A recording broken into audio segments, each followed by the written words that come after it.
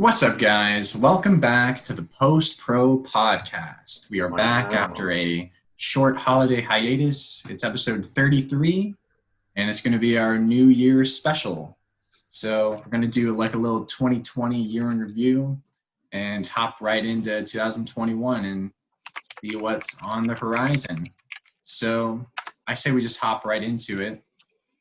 We can do a brief.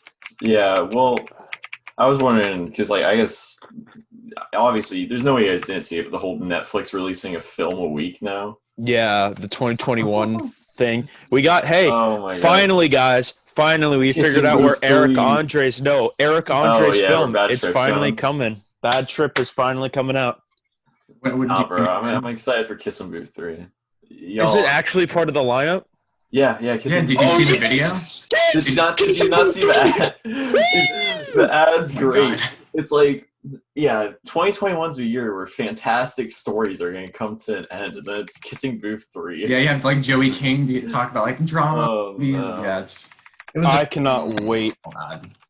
There's gonna be so many bad Netflix movies. I only skipped to the part with Bad Trip. No, I'm sure there'll be good ones. No, that's not what I'm saying. I'm saying, is anybody like completely sure that this isn't maybe like a downgrade from last year? Like, who knows? Maybe they were releasing like 3 films a week last year and nobody noticed. Is it? I feel like. Would you know though? Like, no.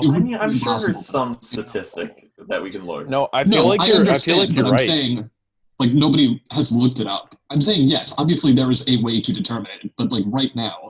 Like, it's not like any of us, like, know for sure. Like, It's probably, like, just a brand thing. Like, I feel like you're right, though. I feel like... Because HBO does, like, the new movies every week, right? And so I think Netflix is just kind of hopping on that when it's probably, like, already happened before. It's probably been going on. HBO's doing? Really? Huh? I think they said, new lineup of movies every week or something like that.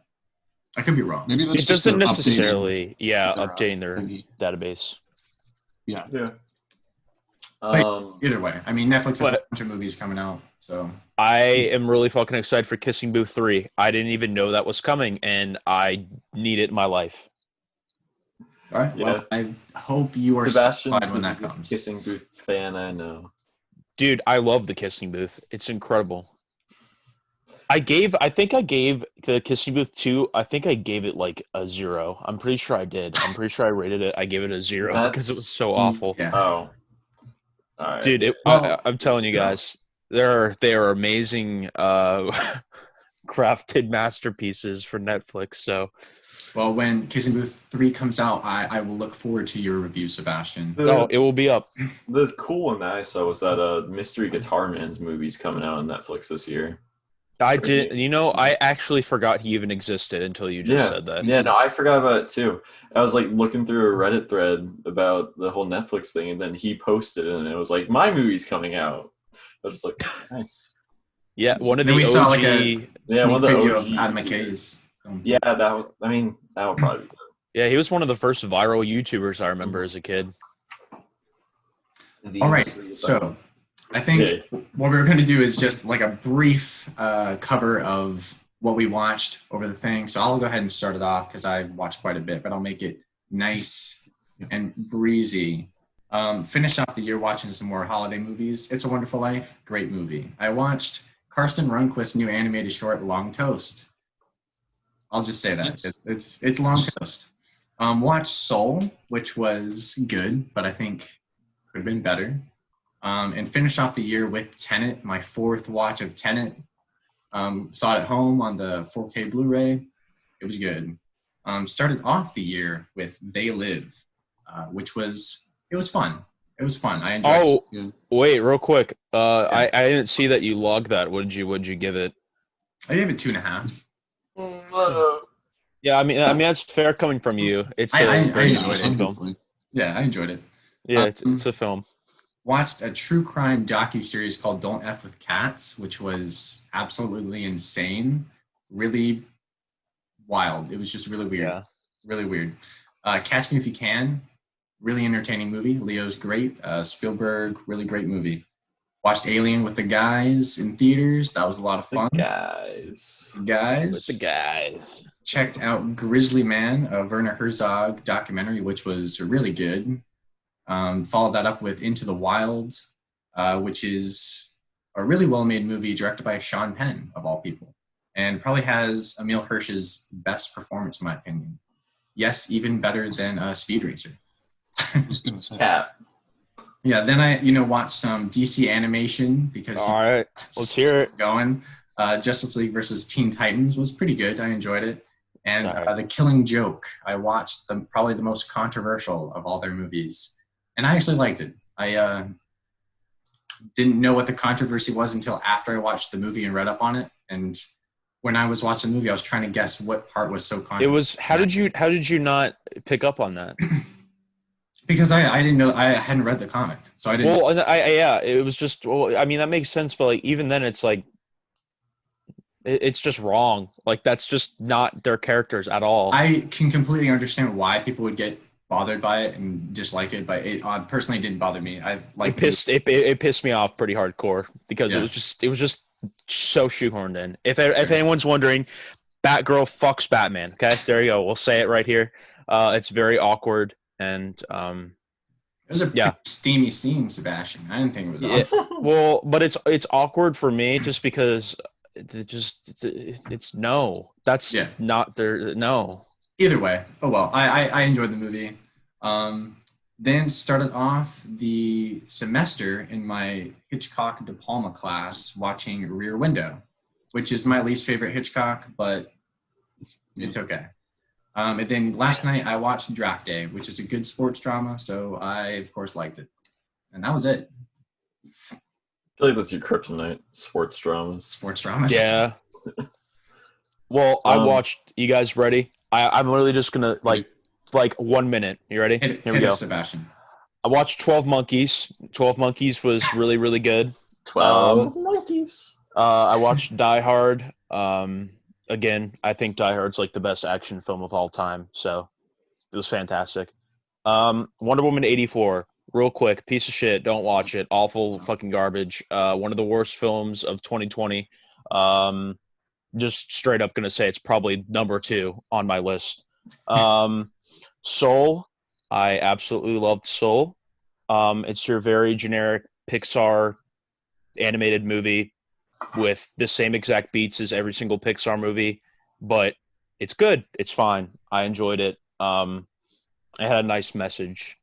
I watched Ma Rainey's Black Bottom with the late and great Chadwick Boseman, and he actually, from a lot of the reviews that I had seen, everyone was acting like he gives this like mind-blowing performance. He was good in the movie, but there was someone even better, Viola Davis. She completely outshined him in that movie. So, but I think that's honestly like always true of her. I don't know. Yeah, I know, but it was just like everyone in the reviews was like, "Oh my God, Chadwick Boseman gives this incredible performance." Yeah, he was good, but Viola Davis just stole the show for me. I rewatched Purple Rain. I love Purple Rain. I love Prince. That's an easy I love movie. And then Alien with the boys, as we said. That was the first movie I watched really this new year, and I really haven't watched anything else. So I started off the year in the theater watching Alien, and it's a fantastic film with the boys, and that's it. All right. Yeah, I mean, do you want mine? Will be quick. All right, if you want to go, then go ahead, Thomas. We'll also be quick. I'm not going to talk about everything. I watched Song of the Sea, which I feel like recently was in a lot of like really, really good children's movies, and Song of the Sea, good children's movie. No, you should watch it if you like Wolfwaker a lot. Yeah. And then Alien with the boys. Yeah.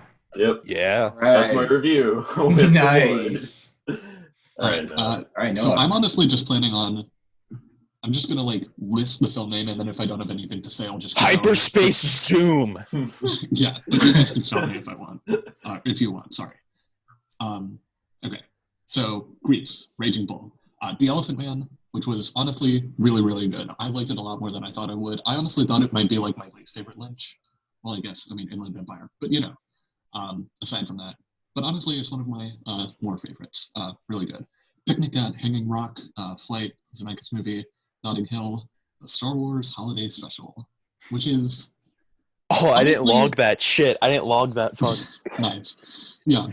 honestly, it's not as bad as everyone says, but it's still like not good. Like, I mean, come on. And it's like weirdly ambitious, especially for like a TV movie. I don't know. It's just a very odd movie that I feel like it just can't even like describe how odd it is. I don't know. Just weird. Life of Brian, which I like a lot less than The Holy Grail. Also, this was my first time watching. Die Hard, Bewitched, the Nora Ephron movie, which is just baffling all around. Complete, like, so I don't know if you guys know what it's about, but it's about, so like Bewitched, the TV show from like the 60s, Yeah. I think. Yeah. It is, so it was basically like, you know, in the 90s, everybody was like, you know, we should like make a Bewitched movie like we're doing with the Brady Bunch and like everything else.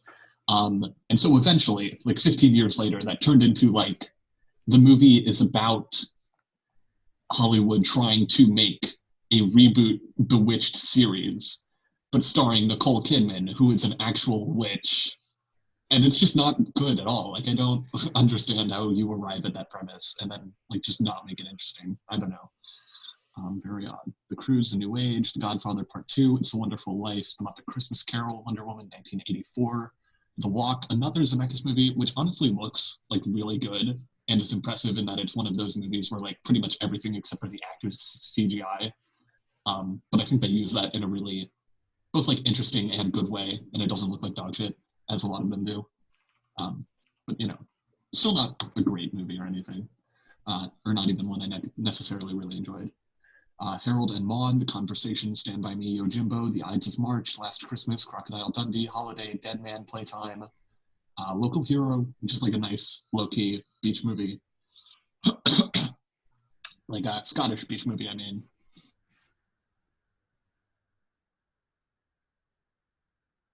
Uh-oh. About your review. Or I told Collin about your review because he hadn't seen it yet. When we saw Alien with the boys.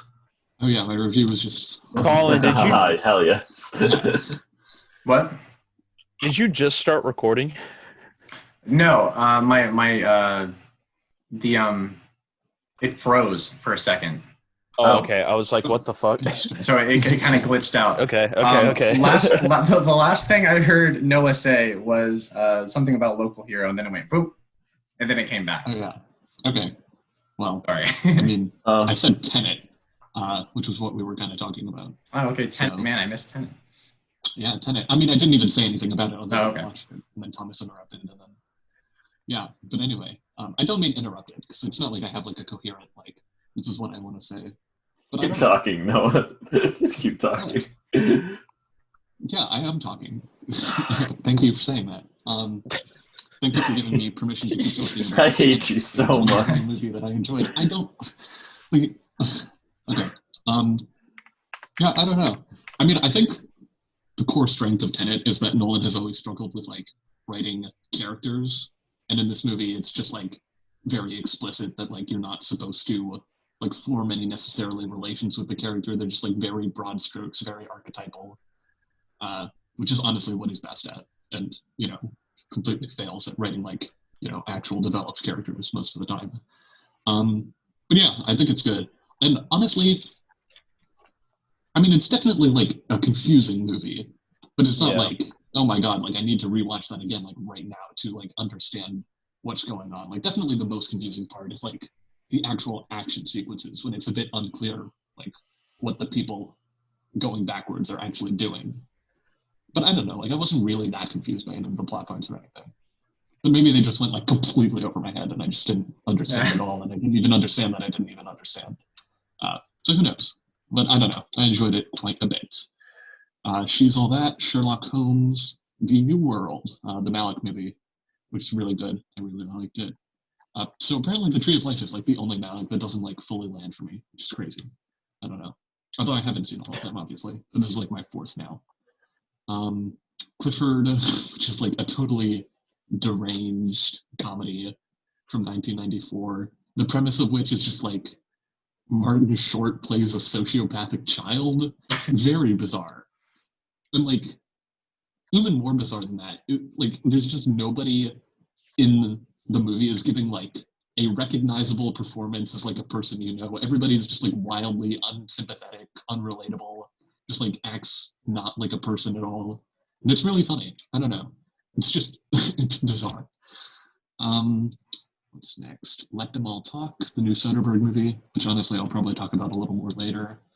The Producers, which I like less than Blazing Saddles, which I watched for the first time a couple of months ago.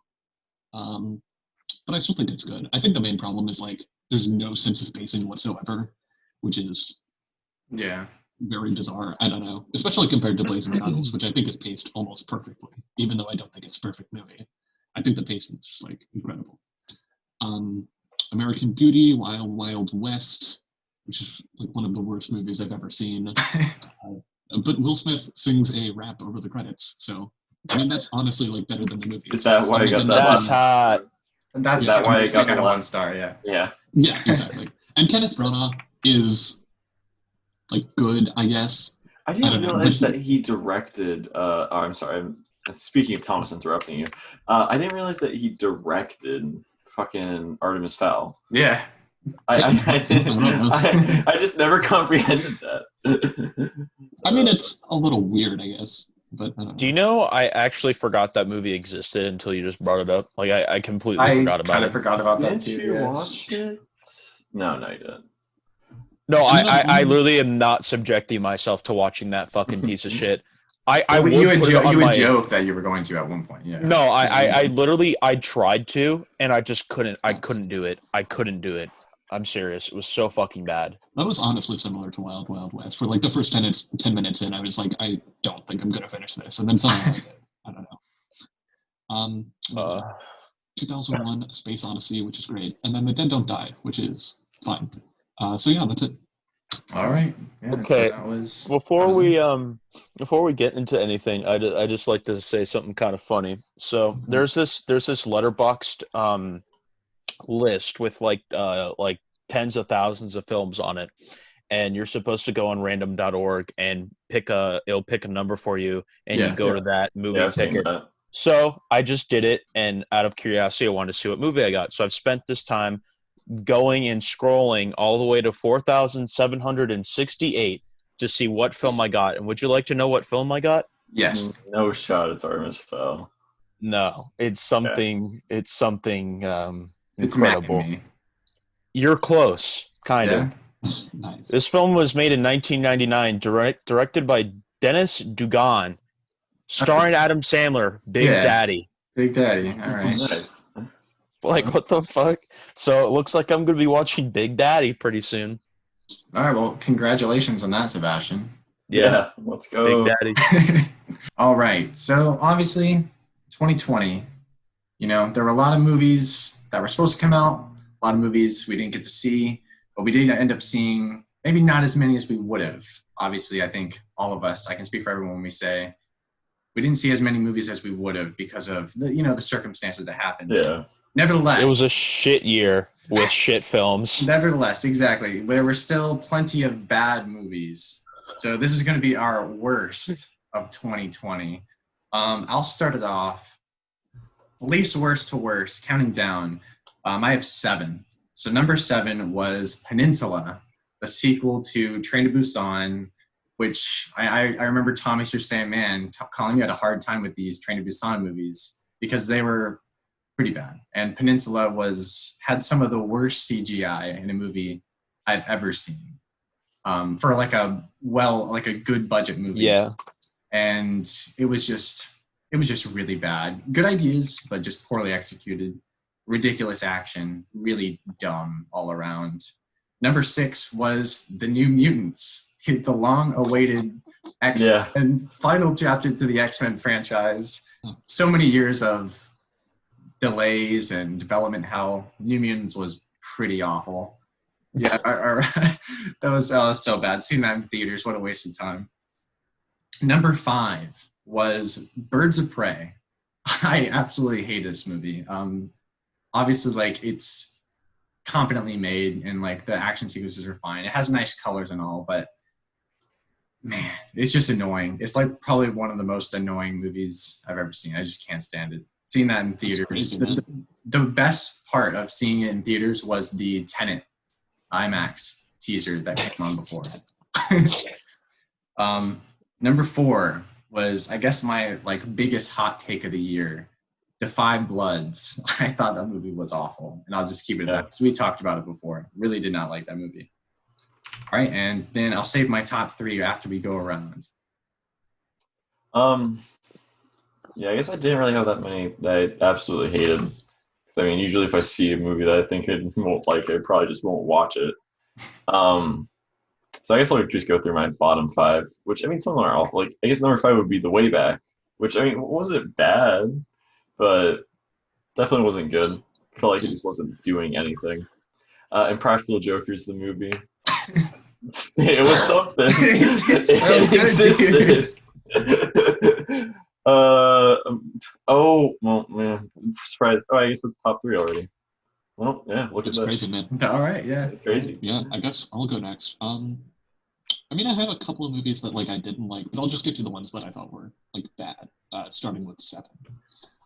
Number 7. Who could have seen this coming? Roald Dahl's The Witches. That's right, everyone. Roald Dahl's The Witches is not a good movie. I mean, although I feel like I talked about, I don't know, it's not awful. Whatever. In fact, I would only say 2 of these movies are truly awful, but the bottom 2, of course. Anyway, then The Devil All the Time, which again, just not for me, at all. I mean, I don't know. I guess Pattinson's kind of good, so is Keo. Happiest Season, which is kind of funny, but I mean, other than that, I don't know, not really a lot I can say for it. Wonder Woman 1984, which I'm sure Sebastian will want to talk about. Honestly, just the decision to have Godot and Pine return. I mean, obviously Pine is sort of the decision. It's just neither of them are good at all.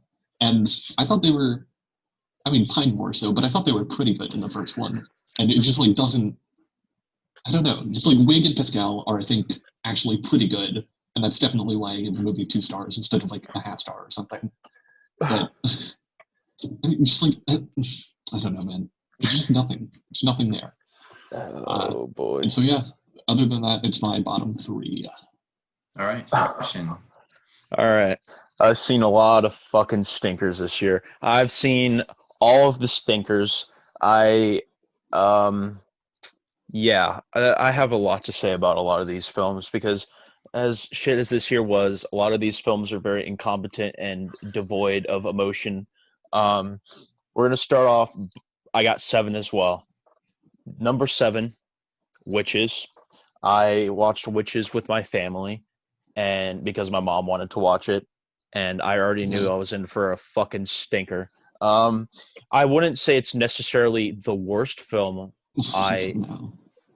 ever. It's fine. It's just Anne Hathaway is so cringe in the movie. She seriously is just.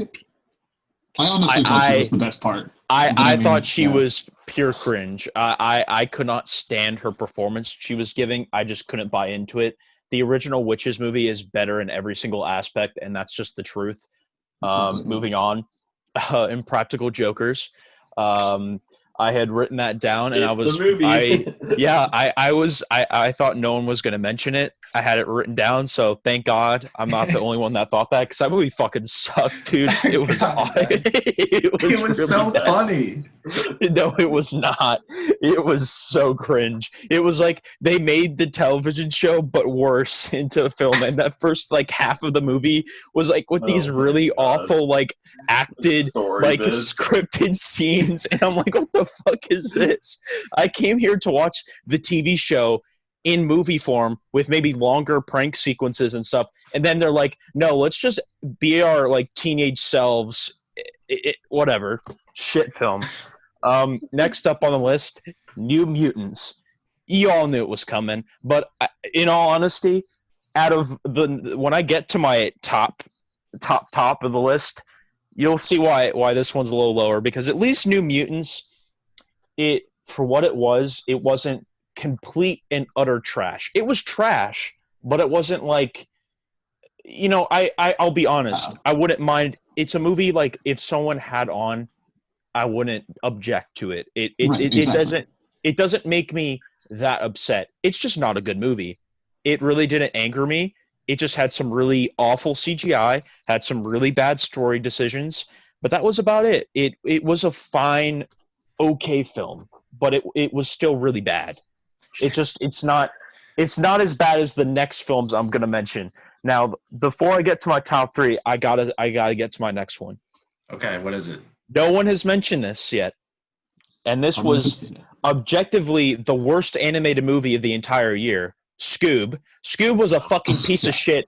Awful film. I think you were the only one who saw it. Awful film. Awful Sebastian's film. really going in here. Yes, because I'm a lifelong Scooby Doo fan. I love Scooby Doo, and it was Well, so bad. not even Scoob, just all of these. You're really hammering the nail. Yeah, Scoob was awful. This might Literally, be. I think this is like the third time Sebastian's gone on that Scoob rant. Yeah. because Scoob is so shit. It like they tried making a superhero movie for some reason. Like I don't even want to go into it again. It's awful. It truly is. That's all I have to say about it. Fuck All Scoob. right. So here we go. My top three worst of the year. Number three, starting off with, man. No, I don't know. Yeah, no. You know. Well, I think I do You know know. that. I think I do know. It was plagued with troubles in terms of the CGI and animation. Fans were outraged, and then they fixed it. And that's still I know. movie I any know. better. It's Sonic. Sonic was so bad. I hated Sonic. I mean, it's just cringy and melodramatic and cliche, and Jim Carrey is crazy annoying in the movie. Sonic was horrible, in my opinion. And they're definitely going to make a sequel. So, heck yeah out of that. Are they? Are they? Number two, I saw this with Sebastian, and I know what it is. It's up there for me too. It's up there we for me. got shushed at by some angry girls who were enjoying the movie. It was Fantasy Island. Fantasy Island. I will never forget that. Never. Honestly, one of the worst movies I've ever seen, but probably one of the most enjoyable movie It was so fun. experiences I've had. It was Dude, so fun. it still was baffling that those people were so into the movie. They were encapsulated. They're like, shh. Because we were just laughing we were laughing like crazy. And even people like behind us and around the theater, they were just laughing at how ridiculous it was. And then these people got really mad. But anyway, Fantasy Island, really horrible movie. And number one, I guess this will be kind of a hot take as well. Yeah, I know what it is though. I'll just say it. Bill and Ted Face the Music, my least favorite year. I absolutely like everything about this movie didn't work. In my opinion, nothing worked. But Dennis Caleb McCoy, the most annoying character of 2020. The most annoying character of 2020. Dennis Caleb McCoy was my character of 2020. Oh my god, I hated that guy. I hated him so much. Just nothing in this movie worked. I could not wait for it to end. So there you go. That's my worst of the year. All right. Well, I guess starting it off, my number three is actually, you guys know it. You guys know it. It's Sonic. Hey, Is it 12 Monkey? Wow. Yeah, pretty bad. I mean, everything that Collin said, except I thought some of the Jim Carrey bits were kind of funny. Yeah. But I feel like Ben Schwartz is one of my favorite comedians, but it just felt like nothing worked. I mean, speaking of Ben Schwartz, will actually come up again later. It was just bad. Yeah.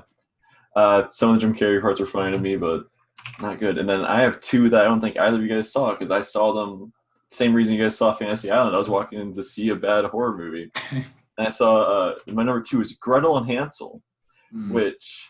I did see that, but... Oh, you did? Yeah, the camera never moves. Dude. Like, it's literally only ever stills with whatever you need in frame, just completely centered. Thomas, that does not sound like a criticism. Come on. No, okay. it gets pretty boring pretty fast. It just you fall asleep. It wasn't even that funny. No, dude, he's right though. It's Yeah. not in my top three, but it was so devoid of any passion or Yeah, anything. It was just it such felt a so cash grab. incredibly monotone Yeah. in everything it was doing. I just felt like I want to fall asleep the whole time. Nice. And then on the totally different note, my worst film of 2020, which none of I you think I guys know what saw, it is. was actually no, not even the worst film of 2020. A complete and utter masterpiece, the greatest film ever made, and arguably the best sequel ever. It was Brahms the Boy 2. Yeah. Yeah. Oh shit, that came out this year? Yeah, that was this. Oh fuck, I forgot about it, dude. Well, that was I forgot about it. 2020. Dude, holy shit. Wait, Wait. Colin, did we see that? Who the fuck did I see didn't that see with? that. No, I didn't wait, see did that. you see that? No, because that was Emilio, Dylan, and I thought. Were you there? No, it was me. It was Wait, that it was you? Yeah, that yeah, you, it was me. Dylan, and I. Yeah, it was me, you, and Dylan. Yeah, because no, we saw it because Dylan was like, yo, I really want to see Bram's the Boy too. So we're like, all right. Yeah, the three of us saw it. Oh my god, what a masterpiece! What a beautiful sequel. Something that literally had nothing to do with like anything about the original. It was just existed in the same world. The worst child actor you'll ever see. Like, it's so bad. And oh my god, there's the British guy that was in The Witch as well is in this, and Yeah. he is so like aggressive in it. Like he just screams all his lines. Oh my god. You know, nothing will ever top Brahms the Boy 2. I'm moving up to the top of my list right now. Yeah, so if you ever want to watch a horror movie just to laugh at it, I'd highly recommend that. And Yeah, that's a good one. I can confirm you do not need to see the first one. Nice. All right. Well, my top three. Most of them have been mentioned. Not all of them, though, weirdly enough. Number 3, The New Mutants. Mostly agree with what Sebastian said. It's not, and again, like I talked about this at the time, like it's not god-awful, but it's pretty bad. And I don't think I'd like ever watch it again of my own volition. But, you know, if I saw it with somebody else, I'd be like, sure, fine.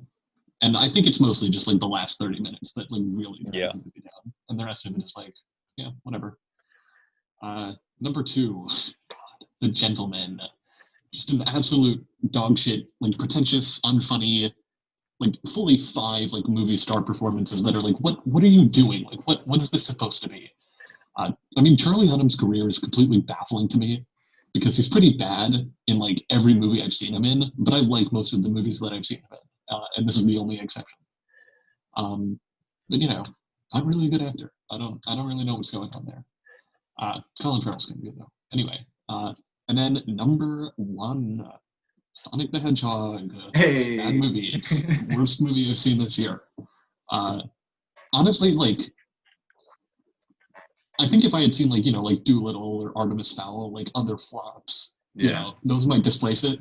But like Sonic was the only one that I got to see in a theater. And then after that, and after COVID, I was just like, okay, I'm not gonna watch any like notorious flops after this, other than the New Mutants. Yeah.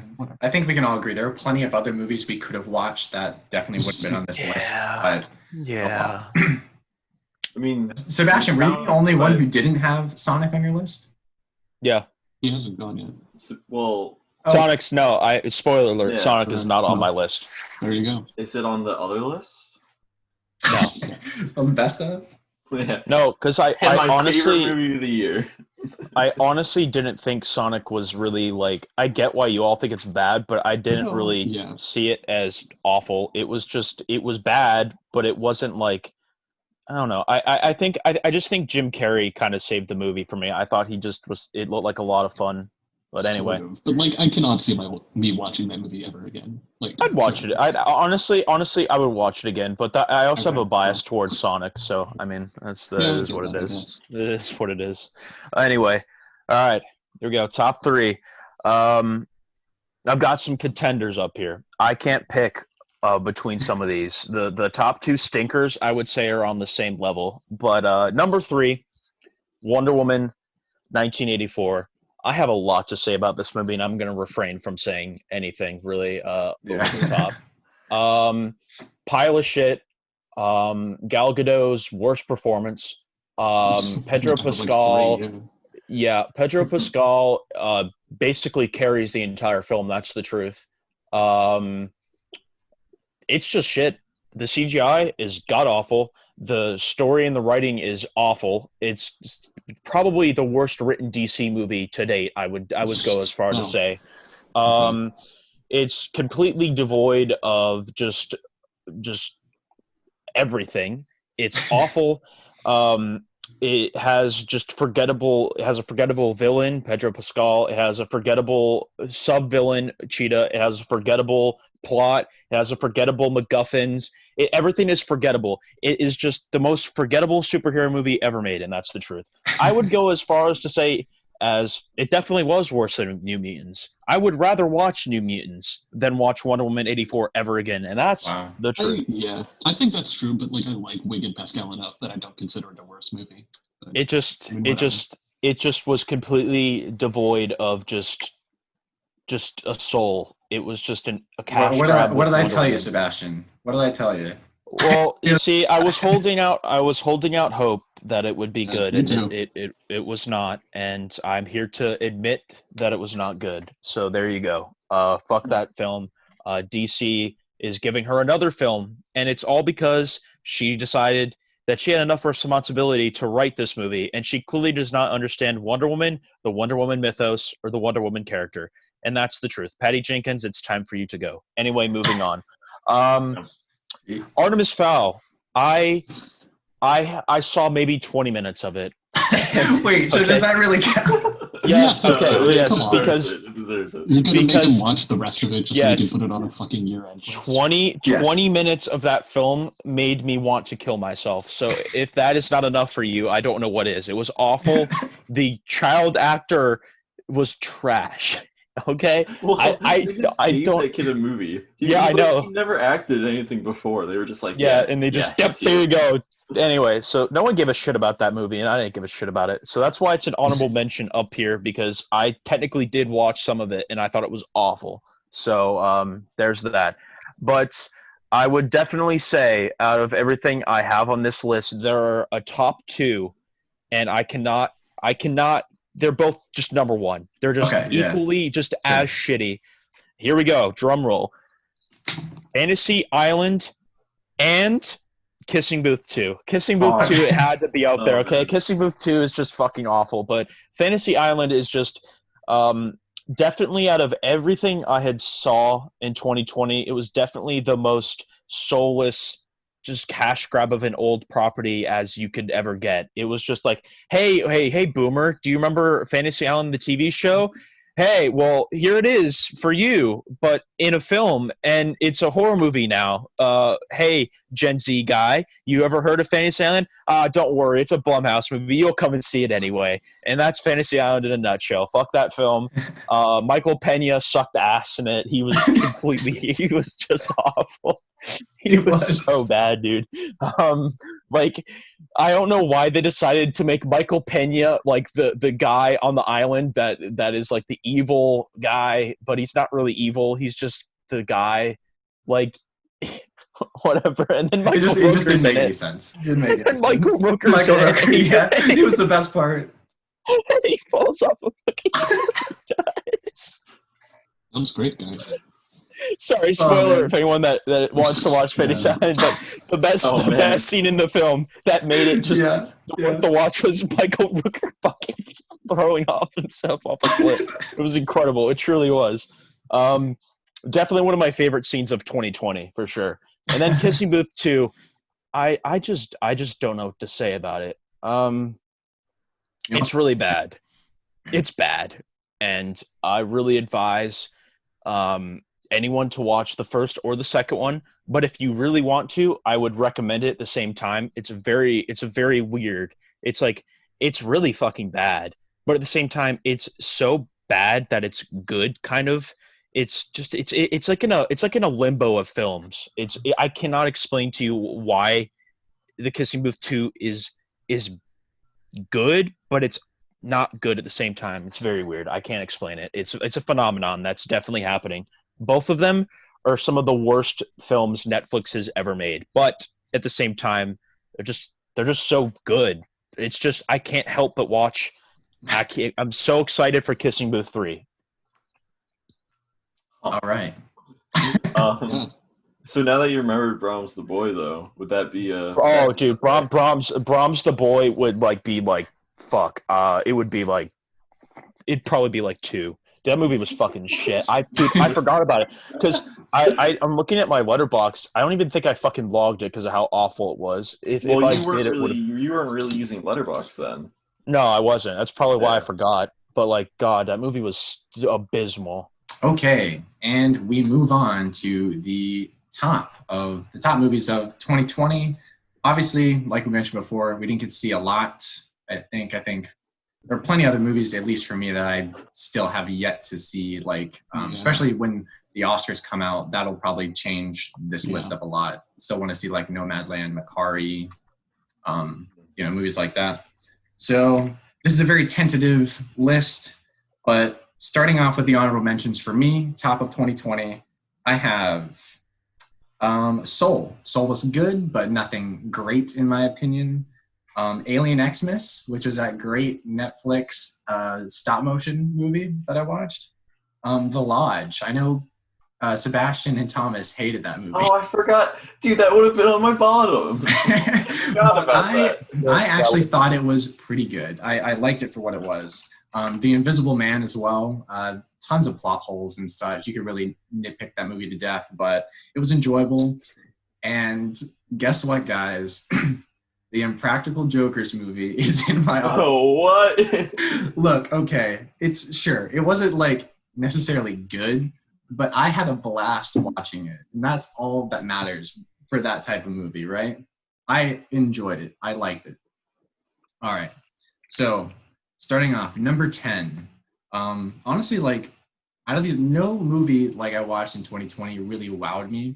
So I think the highest I gave was an 8 out of 10. Really? But 4.5, jeez. Yeah. Crazy. But number 10, Vivarium. It was a really interesting social satire, sort of psychological thriller with some sci-fi tendencies. Really weird movie, but I liked it. Number 9, Vast of Night, the low-budget sci-fi movie. I think we all watched. It was really impressive for the budget it had. Number 8, Christopher Nolan's Tenet. I really like this movie, but it's honestly, I think, Nolan's messiest in my opinion. That's why it's a little low on the list, but still, amazing visuals, really well paced. It's a solid action film. Number 7, Palm Springs. A real surprise. I was not expecting to really like that movie when I started watching it, but my roommate and I really enjoyed it, and I honestly watch it again. Number 6, Thomas and I saw this at the Enzion. Possessor. Really good slow burn horror with some amazing special effects and a really, really interesting story. It's not perfect. It has its flaws in the script, I think, but really interesting movie. Number 5, I actually really liked The Way Back. Thomas and I saw that together, and I think it is because it's a sports drama. But sports dramas, man. But I really liked it. I thought Ben Affleck gave a really good performance, and I thought the story was good enough. And sure, it had some cliches and such that kind of brought it down, but I didn't think it was enough to really ruin the movie or anything. I liked it. Number 4 is the Netflix film. I believe it was a Spanish film called The Platform. Really interesting premise, really good visuals. It was a directorial debut as well. I'd recommend checking it out. It was pretty good, pretty dark. It's kind of gross at times too, but I liked it. And then I'm just going to go through. Number 3 was Onward. I didn't think it was amazing or anything, but it admittedly made me cry at the end.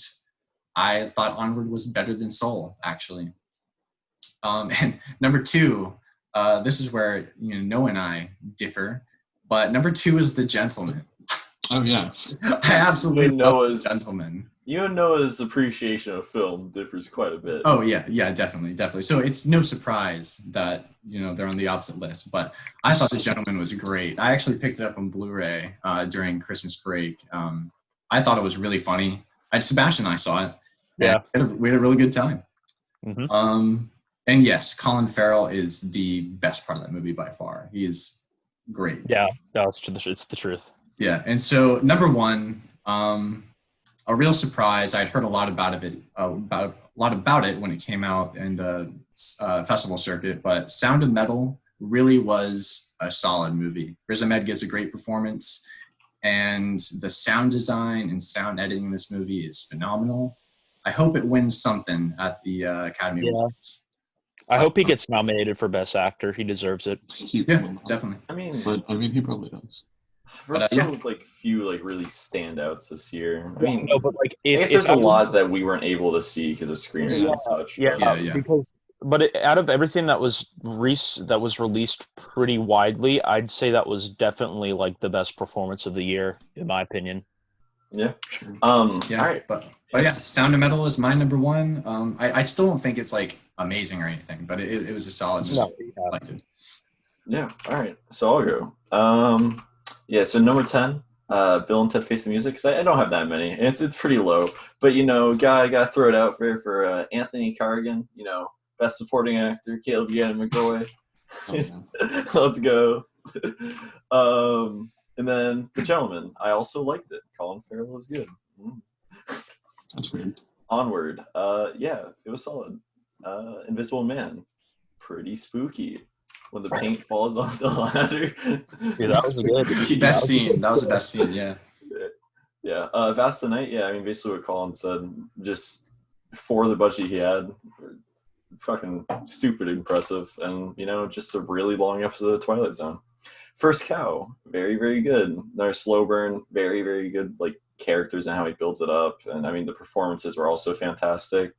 That's another one where I guess those should get nominated for Academy Awards, but guess we'll see. Palm Springs, great, funny, good story. I don't know, laughed my ass off. And then in my top 3, Possessor, same reasons as Colin. I mean, visually, it's fucking stunning. I mean, it was just something that once it got going, it was just completely captivating. It really just blew me away. Highly recommend that. You watch it if you haven't. And then number 2 was something that none of you guys will have, and I guess it's not really much of a film, but it was just such a standout this year that I had to include it. It's Millwich and Shorts, the 3 improv comedy specials from, The Boys. And I talked about Shorts being one of my favorite comedians, and how Sonic just didn't work. But I mean, this just is fucking fantastic. It was just one of those things where it came out kind of into the pandemic where it was really, really heavy quarantine, and it was just something that really lightened the mood. And well timed, really funny. Highly recommend that as well. And then my number 1, which I feel like will be a recurring theme with another list, is Sound of Metal. All right, fantastic. I'm not really gonna elaborate because I feel like Colin, you talked about it, and I feel like someone else is also gonna talk about it quite a bit. Really? That's interesting. Yeah. All right, so I'll go with mine. Starting with 10, Let Them All Talk, directed by Steven Soderbergh. I mean, it's a profoundly funny movie with basically 5, I mean, not even leads, but just 5, sort of above the title type casting. And I think they're all really good, both really funny and really profound. Lucas Hedges specifically, just giving probably the funniest performance I've seen this year. He just has a great face for looking at people and nodding. It's just, I don't know, it's crazy, man. Really enjoyed him. I mean, and obviously people Streep, duh, is good, and same for Weiss and Bergen. And I don't know, I'm just really kind of enjoying the recent Soderberghs, where it feels like he's just kind of putting a much bigger spotlight on the actors or the experimental style than he is on directing, with Unsane, and I guess sort of with The Laundromat, although obviously that is not a movie that I like at all. I mean, it's not a movie anybody likes, but you know what I mean. Anyway, Shirley, which I talked about a little bit, not really a lot more to add, honestly. It's a pretty fun, non-traditional biopic. Tenet, which I think everybody's talked about. Wait, Thomas, was that on your top 10 list? I forgot to put it on my 2020 list on Okay, Letterboxd, so okay. that should have actually knocked out Bill and Ted. But I'm glad I talked about Bill and Ted. Yeah. Okay. I mean, Caleb Gannon McCoy, best supporting actor. But hey, man, Tenet, honestly, great sound design, incredible score, like a really good score, and a score that I guess I just kind of forgot it wasn't by Hans Zimmer, and so when I was listening to it, I was like, man, Hans Zimmer is going like in a slightly different direction than he normally does, but it's definitely still like recognizably him, and it's like really good. And then afterwards, I was like, oh right, it's not Zimmer, it's like doing Dune or whatever. Yeah. But yeah, I don't know. It's a great score to listen to while you're driving fast on the highway. Yeah, I would imagine so. Bakurao, which I still don't really want to talk a lot about because I feel like it just sort of goes in a direction that is different from what you might expect. But I think it handles that like really well. And yeah, I mean everybody's good in it. It's a good movie. There we go. Bad Education, which is technically a TV movie, I think, although like it debuted on VOD. I don't really know what's going on there.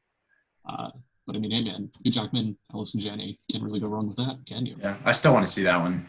Yeah, I haven't seen that one. I've heard great things about it. So It's really good, yeah. I mean, hence it being 6. The Five Bloods, which we don't need to rehash, is honestly probably the one on this list that I'm planning on rewatching in the next couple of months, just like before Oscar season, just to like kind of reconfirm, all of my thoughts on it. And everything else, I'm pretty like confident in my placement, more or less. But yeah, Wolfwalkers, which I mean, again, like I've talked about all of these pretty much. Yeah. But hey, man, it's a great like simple story. It doesn't really go in any like unexpected directions, but it's really beautiful animation, really great voice acting, especially because the two leads are children. I guess I don't actually know if the two voice actors are children, but I think they are. yeah, I think so too. Or at least one of them, yeah. Yeah. Yeah, the other one is like has only been in Wolfwalkers, so I don't know. Yeah. But anyway, pretty good. I'm thinking of ending things, which Thomas also forgot to include in his list. That's actually my number one. Okay. Oh, whoa. Oh my god. yeah, I was I mean, surprised that you didn't say it, Thomas. I forgot about it. So, I was looking through like the just 2020 as a whole on Letterboxd, and then you could have like I filtered saw by it. watched. Like, come on. Yeah. I saw it, and Put it by my top brain rated. was like, yeah, I'm gonna talk about that, and then I went to my 2020 list on Letterboxd, which I should have just filtered by watch 2020 as a year. That would have been much smarter. And my list didn't have I'm thinking of ending things, but I guess I comprehended the fact that I thought I had it because I was looking at that. I don't know. It's a good movie. I'm serious. So that's your number one now? Yeah, I'm thinking about it. Okay, all right. Number one. So yeah, but I mean, it's a fun little. I guess slow burn. Like I don't even know what you would It's really call fun. it. Yeah, like a fun 4-act movie. Pretty interesting, pretty watchable. Jesse Plemons, honestly, kind of like cemented in my mind at least as the successor to Philip Seymour Hoffman. I don't know how you found it fun. I thought it was depressing as fuck, but Yeah, Jesse and Jesse. You didn't like the musical scene? Fantastic performances. The musical scene was pretty fun. I felt like it was still pretty sad though. They're like dancing. It's fun, Dancing fun. Yeah. Okay. Anyway. All right. Okay. Never, rarely, sometimes, always, which is honestly like a near perfect movie for me. It's just like, hey, things kind of suck, and I'm like, yeah, they do. Yeah, pretty good. Is it a debut? No, it is not a directorial debut. It might be an acting debut. I'm not sure. It's definitely one of those things where like. I think it is in acting. Yeah. It was. Yeah. But like even besides her, like the top, 3 or 4 like actors in the movie haven't really been in anything that I've seen before. I don't think all of them were debuts necessarily, but just like, I didn't really recognize anybody. The two leads actually were still pretty good. Both debuts. Oh, that's crazy. Yeah, I mean they're pretty good. I would say especially the lead, but I mean that's kind of the point of the movie. If your lead isn't really good, that movie doesn't work at all.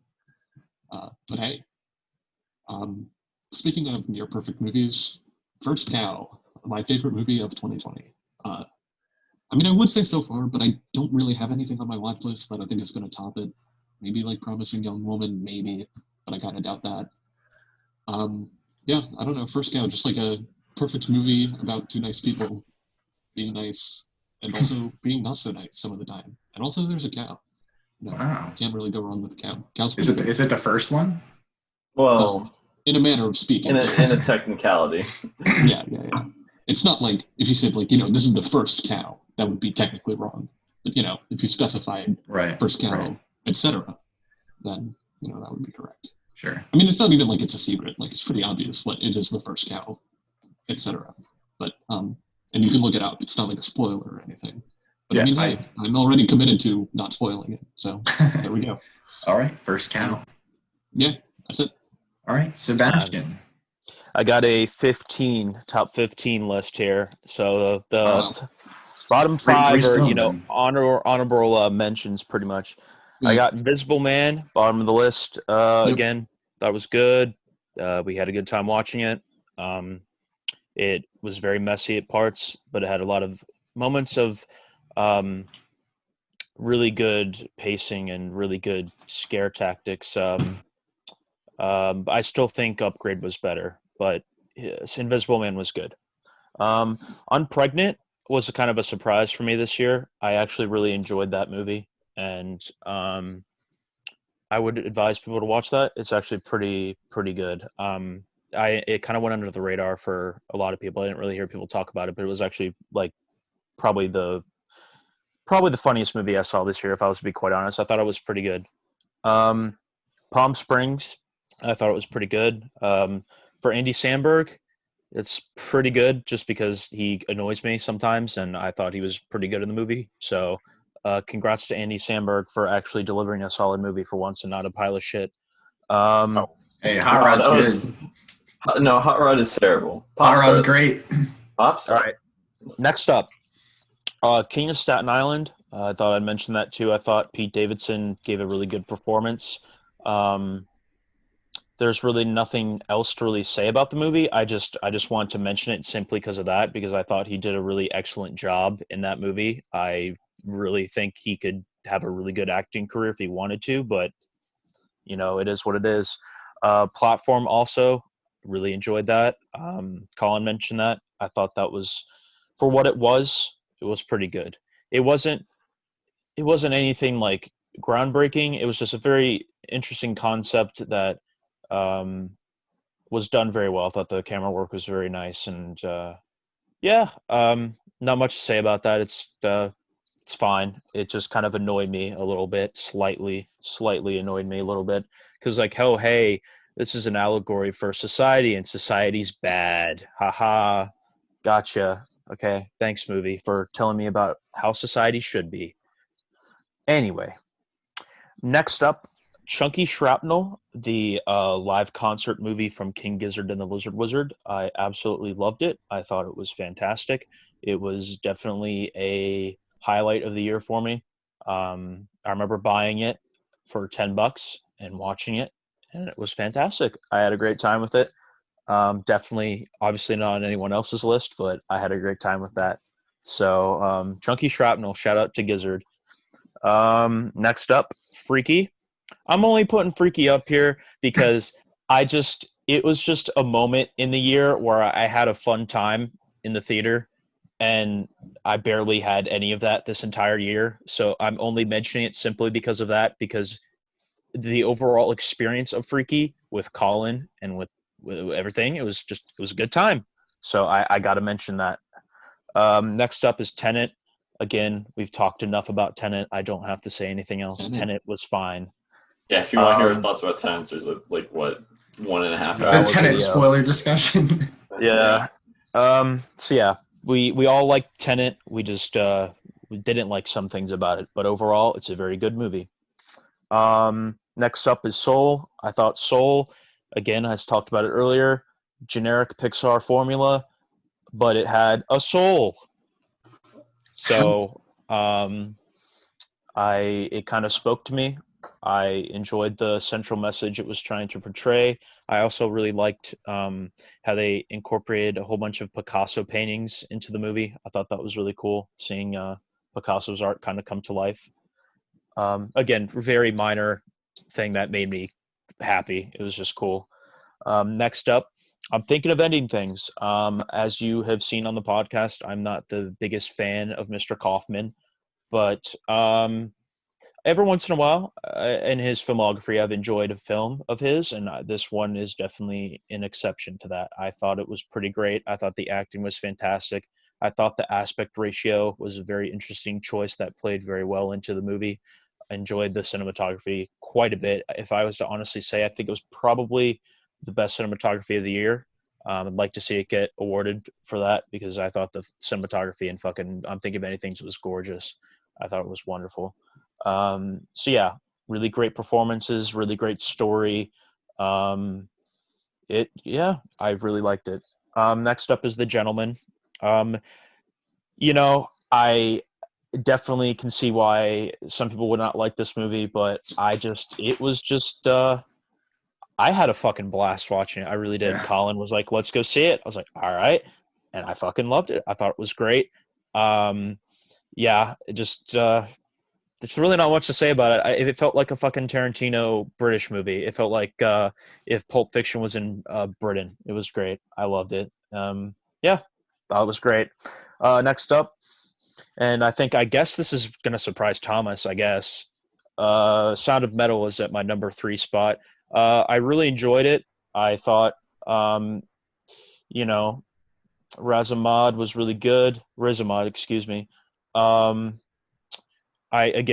Everything Colin said pretty much. The sound design was incredible. The story was great. It almost made me cry. I really fucking love that movie, and I'd really like to see it get the recognition it deserves this Oscar season because I would definitely say out of that, and I'm thinking of Ending Things, those were probably the 2 best movies in terms of its overall production. I really enjoyed the most. Next up, my number 2 spot, Devil All the Time. Wow. I fucking love this movie. I honestly did. I rewatched it recently. I think I liked it more upon the rewatch. I thought it was great. I really did. There was something about it that just kind of spoke to me. I can't explain it. It was just there's just something I just really like deeply about that movie, and I obviously I know it's not like the greatest film ever made. There's just something about it. I can't explain why I like it, but I really did enjoy that movie Thomas, quite a bit. was that face you forgetting to put that in your list too? Maybe it was like a 50-50 shot. But I really liked the story. I think Tom Holland definitely was just I thought he was fantastic in that film. I thought he really gave a really, really good performance. I thought the supporting cast was great. I liked the camera work quite a bit. The directing was great. I really loved the narration over the movie. I don't know. I really thought it was good, and it still definitely is just a very memorable film for me for the year.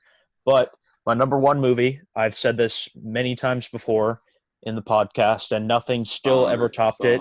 Sonic. No, it's Feels Good, Man, the documentary yeah. about Pepe the Frog. There's still nothing that at all was made in 2020 that topped that film for me. I'll go into it because I think more people should watch it. It's an excellent documentary. It's one of the best documentaries I think I've seen in the past 5 years. It's excellent. It's got a gorgeous animation to go along with the movie. So it has all these animated scenes of the frogs, and I fucking am forgetting what the Boys Club. Boys Club is the comic where Pepe the Frog is from. So it's got a lot of animations with the Boys Club, and it's just a fucking insane story. Like, it truly is, how this cartoon frog became a icon on the internet, and then the white supremacists and the right wingers started using Pepe the Frog, and it's a bizarre story. It truly is, and it documents it all, how he was made, where he's at now, like how they've tarnished Pepe the Frog's legacy. It's just, it sounds so fucking stupid. I know me saying this, but it just, I'm telling you, the way that the movie is structured and the animation and the interviews, it's fascinating. It truly is. And I never thought I'd have a documentary at the top of my list for a year, but like this year sucked. And there still was really nothing like, out of everything I mentioned, even Feels Good Man still is not like, I'm not going to say it's amazing. It was a really good film.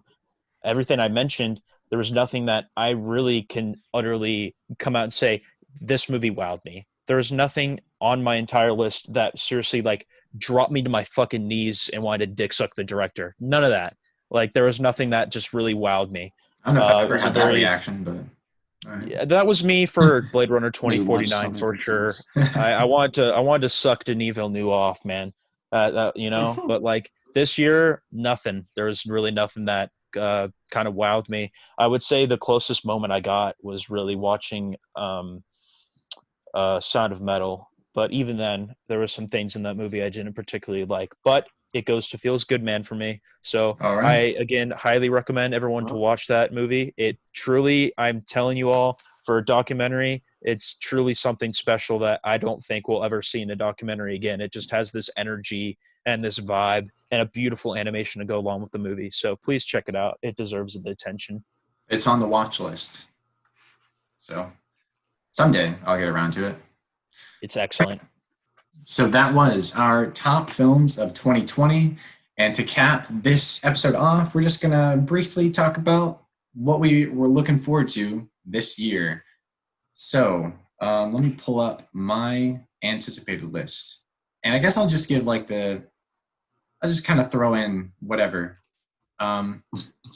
Whatever I want to see. Obviously, I'm looking forward to seeing the Marvel shows that are coming out. I think WandaVision premieres this Friday. WandaVision comes out Friday. Yeah. Yeah. So looking forward to those. Hope they're good. Obviously, No Time to Die. I think we're all kind of looking forward to that. I have Get the been new waiting. James Bond. Yeah, I was I've gonna been say fucking that. waiting, A dude. lot of Yeah. the 2020 looking forward to is just gonna be with 2019. Yeah, was everything that got what pushed back. Dune, French Dispatch, Last Night in Soho, No Time to Die, Black Widow, Woman in the Window was Knight. even supposed to come out this year. Green Yeah. Knight. Yeah. I mean, I don't. Saint We're Maud. missing one. We're missing Maud's the the big biggest one. one. Obviously, okay. Well, yeah. Free Guy. Free guy. Yeah, Free Guy. Morbius, Jungle Cruise, Wait. What's the biggest one? No, I'm confused. We You said know what Dune. the biggest one is. Godzilla It's versus Dune. King Kong, No, Wait, no, we're I all- said Dune. Venom, Dune was the first thing I said. Yeah, Venom you said 2, that. Venom 2, Let There Be Carnage. Fast and Furious 9. I don't know, I'm actually looking forward to. Okay, I Nice. think honestly, if I was to pick my most anticipated movie of the year, it would be Fast and Furious 9 and watching all the Fast and Furious movies because I have not seen any of them since a child. So I'm just excited. How the fuck are they going to go to space? I still am baffled by this. How? What are they going to do? They're gonna drive. They're gonna drive up a ramp. What do you think? Are They're they gonna gonna- drive is- up a ramp and just shoot into space? Like, let's predict this. Are they gonna? This is my prediction. I think they're gonna have Elon Musk in the movie as a cameo, and they're gonna send Vin Diesel into space in a Tesla, and he's gonna be the one in the Tesla, and he's gonna be driving it through space. That's my prediction. I mean, I wouldn't be surprised if that happens. But think I would. Dune is obviously my number one Yeah. most anticipated. And honestly, I'm looking forward to the Snyder Cut too. I'm really Me looking too. forward to see how that pans out. And then, of course, Mission Impossible 7 is supposed to come out Yep. this year. Spider-Man 3, which I'm really looking forward to. Which, whatever that decides to be, we still Yeah. haven't heard anything officially. It's all rumors that we've Right. heard up Sequels. until this point. Also supposed to come out this year, which the new Ridley Scott, Ben Affleck, Adam Driver, Matt Damon. About What was King that? Charles. Last The Duel. Last Duel. Oh, yeah. Yeah, new Ridley Scott. He's Yeah. also doing the Gucci film. Yeah. Yeah. So that's All right, Haven't seen this guys, yet. we're so. also you all forgetting some very big movies. I'm just gonna go ahead and mention. Matrix Um, 4, The Suicide Squad. No, Yeah. no. Matrix. You're missing. Suicide.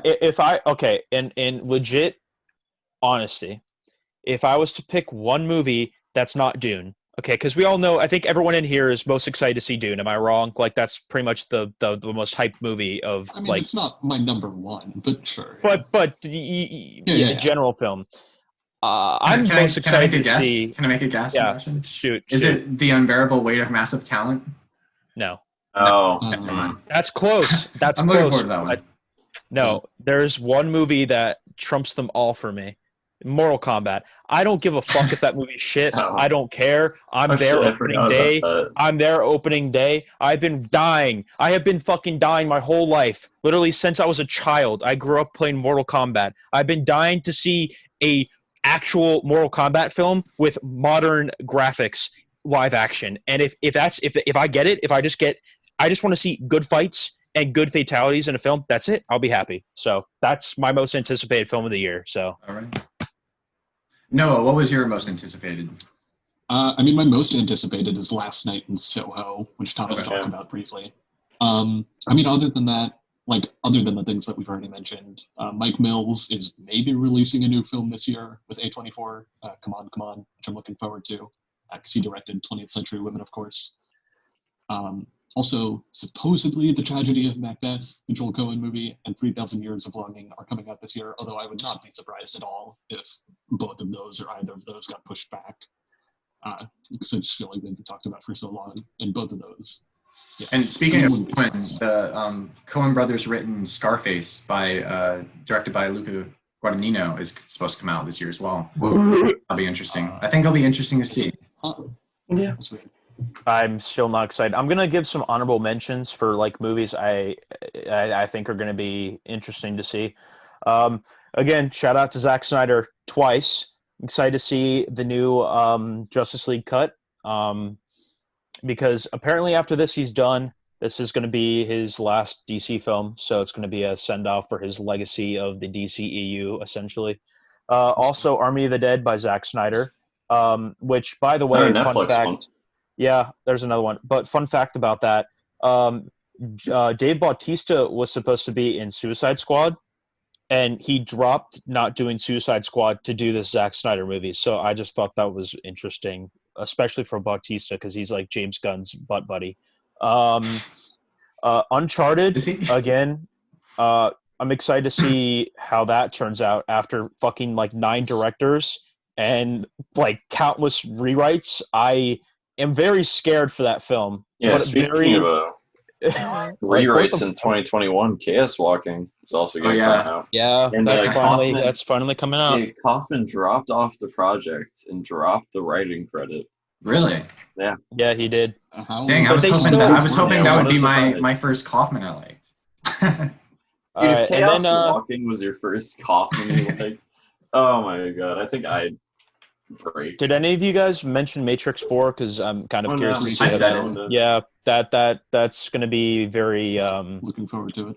I really don't know how they're going to do it. Really, if I'm going to be quite honest, because I mean, I thought the third Matrix ended on a pretty closed note, It'd but be interesting to see what they We do. talk about this every week. Yeah, it's like 2 I years know, later. They I can do know, anything. yeah, but you know, I'm interested. I don't know what the hell Yeah, they're gonna me do too. there. So Yeah. whatever. Also honorable mention, Nobody, starring Yeah.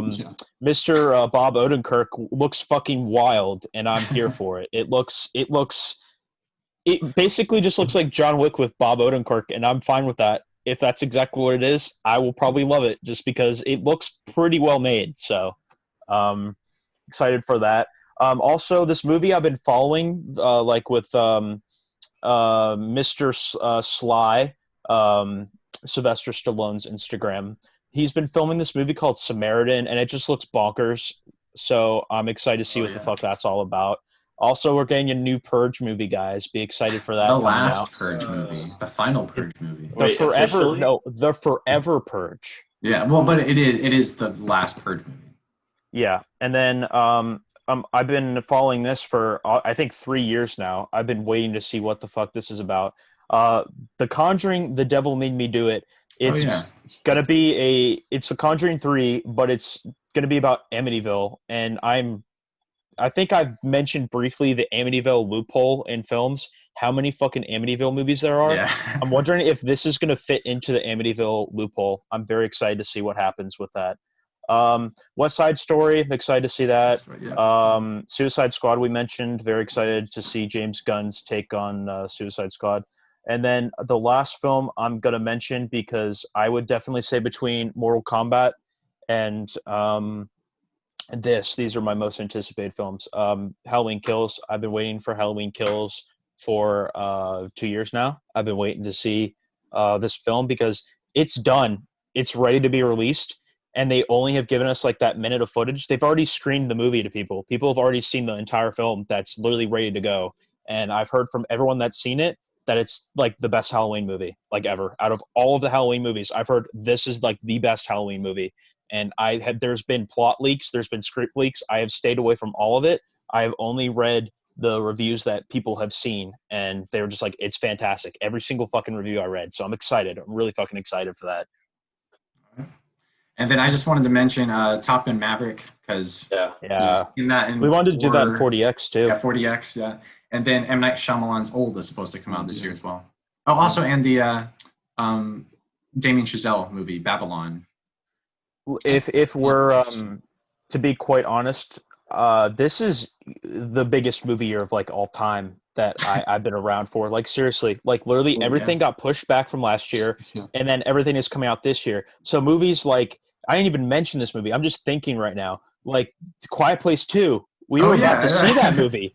We were literally about to see A Quiet Place 2, and it just got pushed at the last second. And we're like, well, fuck, because we were about to buy tickets for the double feature. The double feature. Yeah, I completely forgot about that. And that got pushed back. And then, like, it's just going to be – it's insane. This year is going to be absolutely crazy. That's if things look up. So let's all hope that things look up so we can have the craziest movie year ever. Yeah. All right. And with that, did anyone else have anything to add? No. All right. So with that, that's going to wrap up the post-pro New Year special. Hopping into 2021. 2020's in the past, and hopefully everything will get better. Right. All right, guys. What did you think of Upstream Color? Yeah. Quickly, Upstream Color. We'll get to that later. That'll be next time. All right. With that, also, I think one of us needs to get class. All right. Next time. Goodbye. Next time. Bye-bye.